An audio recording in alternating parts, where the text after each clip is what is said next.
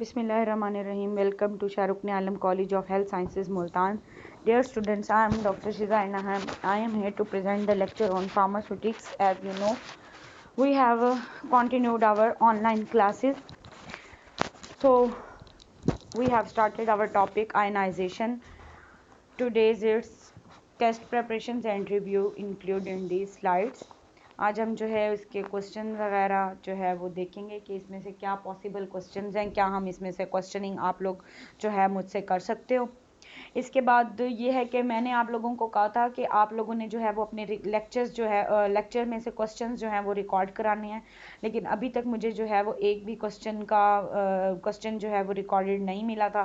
तो I thought कि मैं यहाँ पे कुछ क्वेश्चंस जो हैं वो खुद ही डेवलप करके टॉपिक में से और आप लोगों को उसका जो है आंसर्स जो हैं पॉसिबल आंसर्स जो कि आपने बाद में टेस्ट वगैरह में देने होंगे तो उसकी जो है थोड़ी सी प्रेपरेशन और रिव्यू जो है वो हो जाना चाहिए।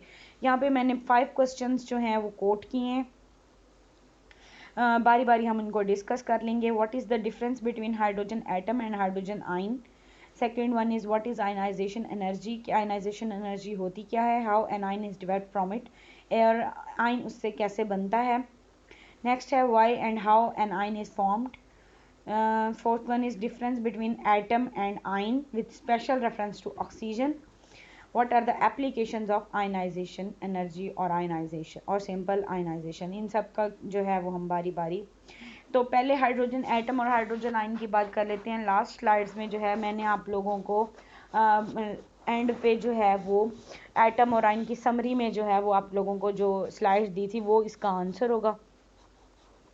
इसमें इस स्लाइड में जो है क्या क्या दिया गया था आपको, डेफिनेशन दी गई है, चार्ज दिया गया है, इलेक्ट्रॉन्स का नंबर दिया गया है, एटॉमिक रेडियस दिया गया है एंड लास्ट उसकी रिएक्टिविटी दी गई है कि एटम या आयन में से कौन जो है वो हाइड्रोजन के एटम या आयन में से कौन जो है वो ज़्यादा रिएक्टिव होगा।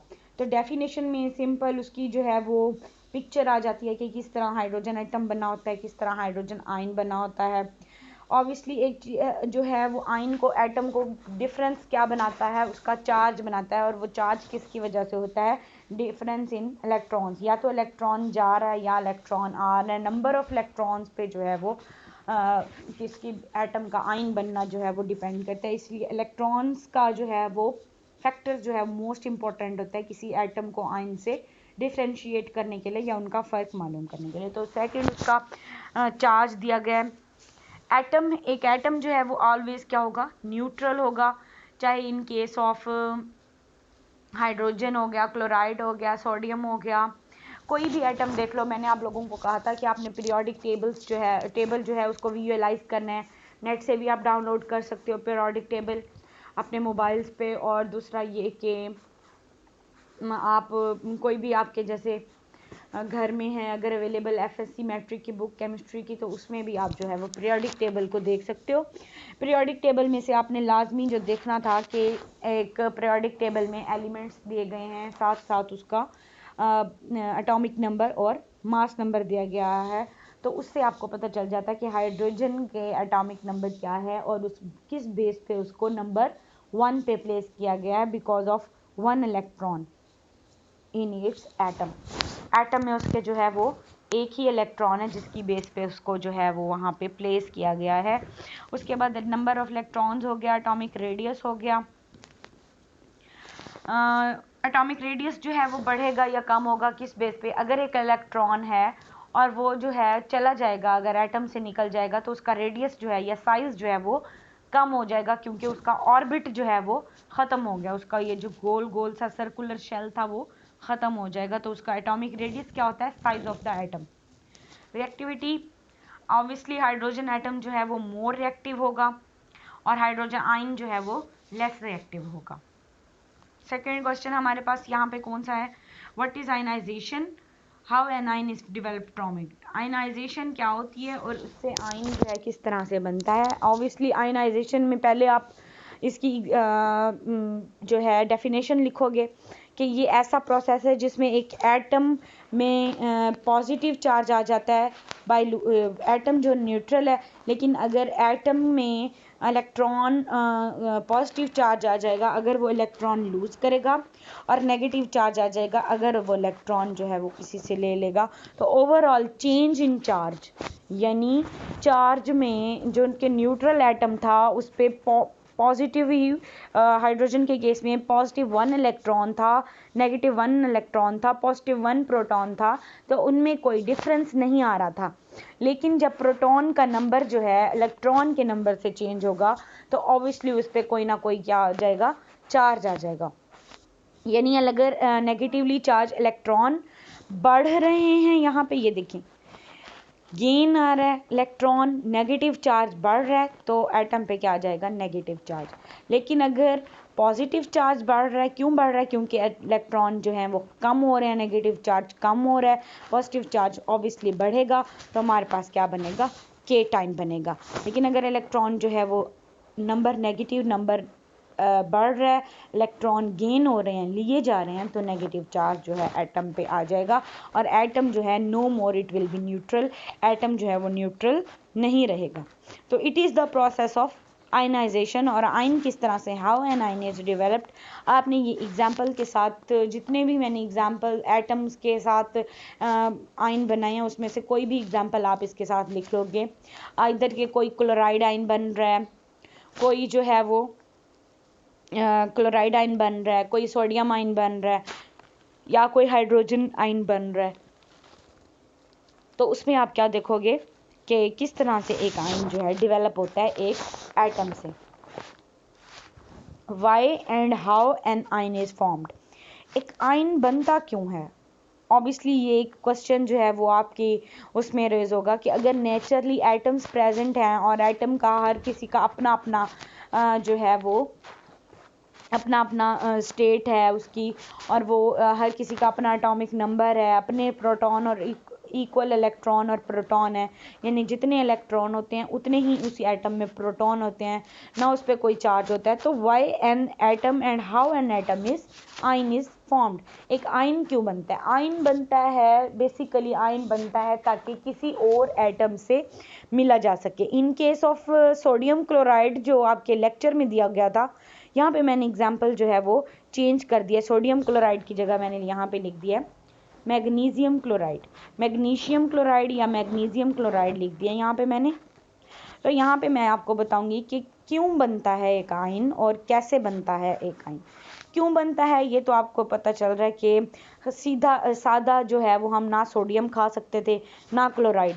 जब तक सोडियम जो है क्लोराइड आयन से कोलैबोरेट नहीं करता, मिलता नहीं है, तब तक जो है वो नमक की फॉर्म में चेंज नहीं होता, बिकॉज सिंपल क्लोरीन या क्लोराइड आयन या क्लोराइड गैस जो है वो डिफरेंट चीज़ों में यूज़ हो रही होती है। लाइक आपने ब्लीचिंग एजेंट का नाम सुना होगा जो कपड़े वॉशिंग में यूज़ होता है, तो वो भी ऑब्वियसली जो वो क्लोरीन, इट कंटेन्स क्लोरीन। तो एक्चुअल अब आप जो है वो ब्लीचिंग एजेंट जो है वो इट्स सो पंजेंट, बहुत ही पंजेंट होता है, एसिडिक नेचर होती है उसकी, डिफरेंट उसकी लो कंटेंट्स जो हैं वो क्लोरीन के पानी को साफ़ करने में भी इस्तेमाल होते हैं। ये जो गवर्नमेंट वाटर आता है, सरकारी पानी आता है, उसमें क्या होता है कि क्लोरीन से उसकी स्टेरिलाइजेशन कह लो या प्योरीफिकेशन हुई हुई होती है। तो खाली क्लोरीन जो है वो हमारी रोज़मर्रा की ज़िंदगी में जो है वो दैट इज़ नॉट यूजेबल। तो उससे यूजेबल किस तरह से किया जाता है, जब सोडियम आयन जो है, सोडियम एटम जो है सोडियम आयन से जो है वो सोडियम एटम जो है वो क्लोराइड एटम से जो है वो कोलैबोरेट नहीं करता, अनलेस अनटिल कब तक, जब तक के सोडियम से सोडियम आयन ना बने और क्लोराइड से क्लोरीन से क्लोराइड आयन ना बने। जब ये आयन डेवलप हो जाते हैं, जब ये इलेक्ट्रॉन गेन करते हैं, एक इलेक्ट्रॉन लूज करता है, तो देन क्या होती है, एक मॉलिक्यूल की सोडियम क्लोराइड की फॉर्मेशन होती है। इसी तरह से यहाँ पे सेकंड एग्जांपल मैंने आपको दी हुई है मैग्नीशियम क्लोराइड की। मैग्नीशियम क्लोराइड में क्या है कि मैग्नीशियम से मैग्नीशियम आयन बनेगा, क्लोरीन से क्लोराइड आयन बनेगा। सोडियम क्लोराइड के केस में क्या था कि हमने जो है वो सोडियम जो है वो एक इलेक्ट्रॉन लूज करता है और क्लोराइड जो है वो एक इलेक्ट्रॉन जो है वो ले लेता है। मैग्नीशियम के केस में क्या है कि मैग्नीशियम जो है वो 2 इलेक्ट्रॉन्स जो है वो लूज करता है, जिसपे उसकी पे +1 के बजाय क्या चार्ज आ जाता है, +2। Because it has developed +2 charge because it has lose 2 electrons। इसने 2 इलेक्ट्रॉन्स जो हैं वो लूज किए हैं। ये इस बात की निशानी है मैग्नीशियम पे +2 का चार्ज किस लिए है कि मैग्नीशियम का आयन जो है वो 2 इलेक्ट्रॉन दे सकता है as compare to sodium. Sodium जो है वो 1 इलेक्ट्रॉन दे सकता है, जबकि मैग्नीशियम जो है वो 2 इलेक्ट्रॉन दे सकता है। इसी तरह क्लोराइड आयन के केस में वहाँ पे वो क्लोराइड आयन जो है वो 1 इलेक्ट्रॉन ले सकता था, यहाँ पे वो 2 इलेक्ट्रॉन जो है वो ले सकता है। इससे क्या होगा कि उस पर +-2 चार्ज आ जाएगा कि उसके पास -1 इलेक्ट्रॉन बढ़ा, एक और -1 इलेक्ट्रॉन बढ़ना, तो टोटल क्या हुआ, -2 इलेक्ट्रॉन्स। तो इस तरह से ये जब कंबाइन होंगे, ये इलेक्ट्रॉन देगा, ये इलेक्ट्रॉन लेगा, ये 2 इलेक्ट्रॉन लूज करेगा, ये 2 इलेक्ट्रॉन गेन करेगा, तो हमारे पास क्या डेवलप होगा, MgCl2। अब सीधा सीधा मैग्नीशियम जो है वो आप एंटीसिड के तौर पे नहीं ले सकते कि अगर आपको एसिडिटी आप मैग्नीशियम खा लो, ऐसे नहीं हो सकता। या अगर आपको एसिडिटी आप क्लोरीन खा लो, तो क्लोरीन तो ब्लीचिंग एजेंट है, वो आपकी एंटीसिड को या एसिडिटी को किस तरह से कंट्रोल करेगा, जब मैग्नीशियम जो है वो क्लोराइड के साथ मैग्नीशियम क्लोराइड बनाएगा, देन जो है इलेक्ट्रॉन लूज होंगे, गेन होंगे, दोनों आयन की फॉर्मेशन होगी। इस आयन की फॉर्मेशन से हमारे पास एक न्यू मॉलिक्यूल बनेगा, that is magnesium plus chloride. और मैग्नीशियम क्लोराइड उसी केस में मिल सकते थे जब एक इलेक्ट्रॉन लूज करे, दूसरा इलेक्ट्रॉन गेन करे, तो एक हमारे पास फॉर्मेशन आएगी MgCl2 यानी मैग्नीशियम क्लोराइड की।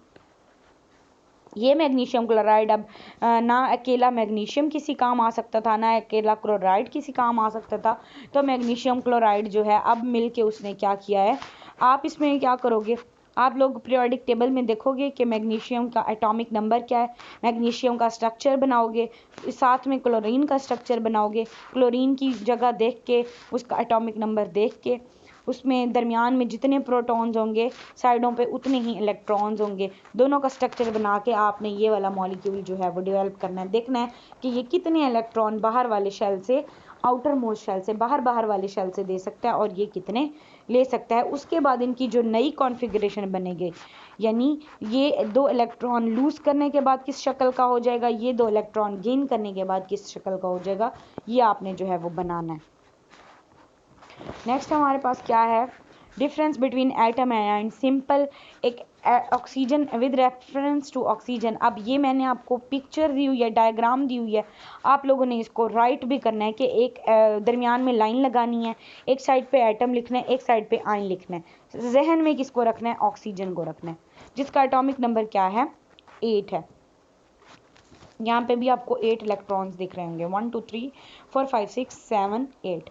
ये जो फर्स्ट में आपको एक एक्सिस पे नज़र आ रहे हैं, ये 1 और 2, पहले में 2 इलेक्ट्रॉन हो गए, दूसरे में 1 2 3 4 5 6, दूसरे में 6 इलेक्ट्रॉन हो गए।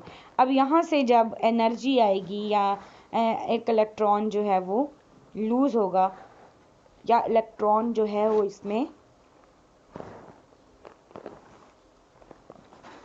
Negatively charge ion interacts with oppositely charge element, ठीक है।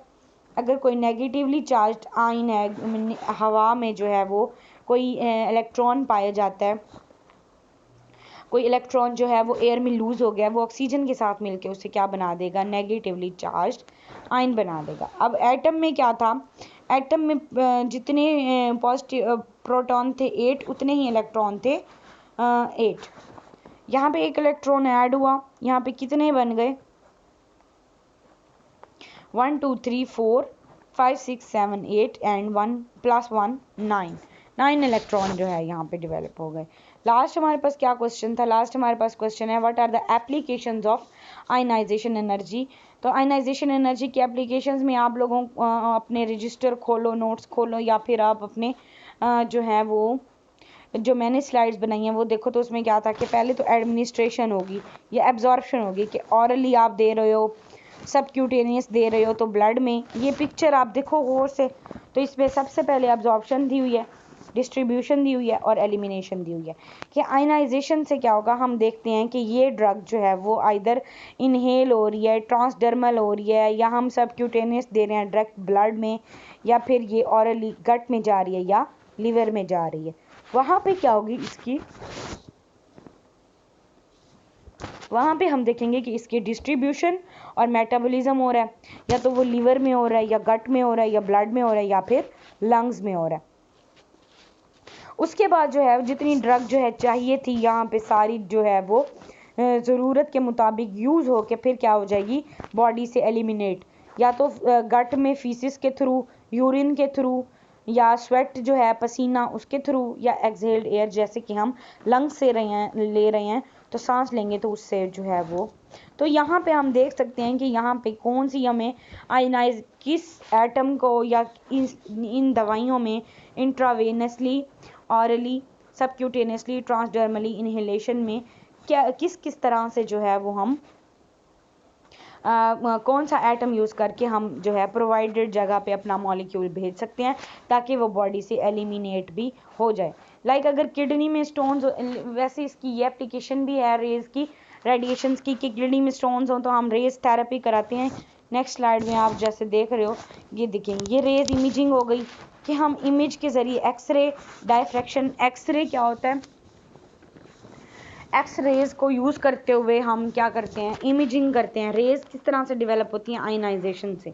जब हम बम्बारमेंट करते हैं एक एटम की दूसरे एटम के साथ तो रेज जो है आयनाइजेशन एनर्जी जो है वो रिलीज़ होती है, और ये आयनाइजेशन एनर्जी जो है वो रेडिएशंस को जो है ट्रीटमेंट में या इमेजिंग, ये आपकी इमेजिंग हो गई कि तस्वीर आ रही है, स्कल की आ रही है, लंग्स की आ रही है, जॉइंट्स की आ रही है डिफरेंट, ठीक है, ये वर्टिब्रल कॉलमन की आ रही है। इसी तरह ट्रीटमेंट अगर कोई कैंसर थेरेपी है, कीमोथेरेपी है, तो रेडिएशंस, ये आपको रेडिएशंस नज़र आ रही हैं, ये आयनाइजेशन की वजह से रेडिएशंस जो हैं वो डेवलप होती हैं। और ये आयनाइजेशन रेज जो हैं, ये आयनाइजेशन रेज जो हैं, ये आयनाइजेशन रेज किसी भी ट्रीटमेंट में जो है वो इस्तेमाल होती हैं। जैसे कि आपको ये ट्रीटमेंट नज़र आ रही है कि कोई कैंसर थेरेपी, अगर यहाँ पे लंग्स में लंग्स में कहती हूँ, किडनीज में अगर स्टोन्स भी रिमूव करने हैं तो आप डिफरेंट रेज इस्तेमाल करते हुए जो है वो, डिफरेंट रेज को इस्तेमाल करते हुए आप ये कर सकते हो कि आप जो है ट्रीटमेंट कर लो किसी भी। तो आयनाइजेशन एनर्जी जो है वो यूज़ होती है, यूटिलाइज होती है, डिफरेंट जो है वो एप्लीकेशंस हो गई इसकी, एब्जॉर्प्शन, डिस्ट्रीब्यूशन, एलिमिनेशन, और ये इमेजिंग हो गई, ठीक है, स्कैनिंग, इमेजिंग, सीटी स्कैन्स वगैरह, और ये क्या हो गई, रेडिएशन थेरेपी हो गई कि रेडिएशंस जो हैं आयनाइजेशन से डेवलप होती हैं और वो फिर क्या करती हैं, डिफरेंट डिजीज़ को कंट्रोल करने में मदद देती हैं। ये आप लोगों के 5 क्वेश्चन हो गए। इन 5 क्वेश्चंस को आपने अपने टेस्ट के पॉइंट ऑफ व्यू से जो है वो